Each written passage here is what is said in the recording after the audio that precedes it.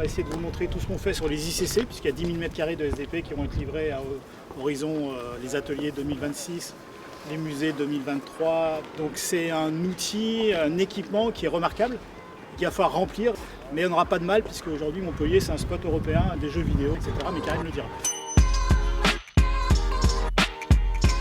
Donc le bâtiment, quand on l'a récupéré, il y avait encore les vitrines d'exposition. Ici, nous sommes sur le bâtiment du musée de l'EAI qui permettait l'exposition des collections des militaires, donc bâtiment qui a été conservé, réhabilité sur cette partie-ci. Et puis là, nous l'avons connecté à une extension pour réaliser un total de 2900 m² de surface de plancher, destinée exclusivement aux industries culturelles et créatives. Et donc on a des surfaces qui vont pour les plus petits lots de 138 m² jusqu'à 250 m².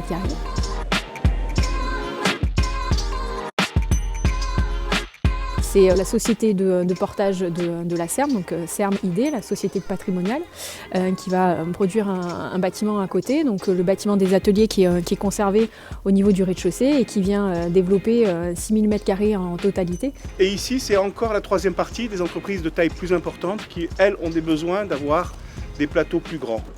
Le bâtiment donc, du musée sera terminé en octobre 2023, le bâtiment des ateliers sur l'année 2026, donc ça veut dire également que tous les espaces périphériques sont terminés. Le dialogue avec l'ESMA, bien évidemment au niveau espace public, sera également finalisé, permettant d'avoir un quartier abouti. Mais c'est aussi des commerces de proximité, c'est aussi des équipements publics. Il y a un groupe scolaire, en tout cas une première phase qui a déjà été livrée. Le tramway aussi desservira le quartier, donc la ligne 5 qui sera livrée en 2025 avec la gratuité assurée par la métropole. C'est grâce à toi, surtout d'avoir fait confiance à Montpellier. Quand j'ai été élu maire, j'ai vraiment donné comme consigne aux équipes que nous soyons plus agiles, plus réactifs pour pouvoir accompagner les projets des entrepreneurs. On ne peut pas dire aux gens, quand ils veulent implanter leur entreprise sur le territoire, rendez-vous dans 36 mois. Sinon, ils partent ailleurs. Et c'est des emplois en moins pour Montpellier.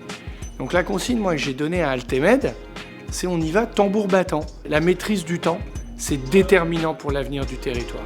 Et je pense que là, on se retrouve en plein cœur des ICC et c'est juste parfait pour nous et parfait pour accueillir la croissance de mathématiques dans les prochaines années.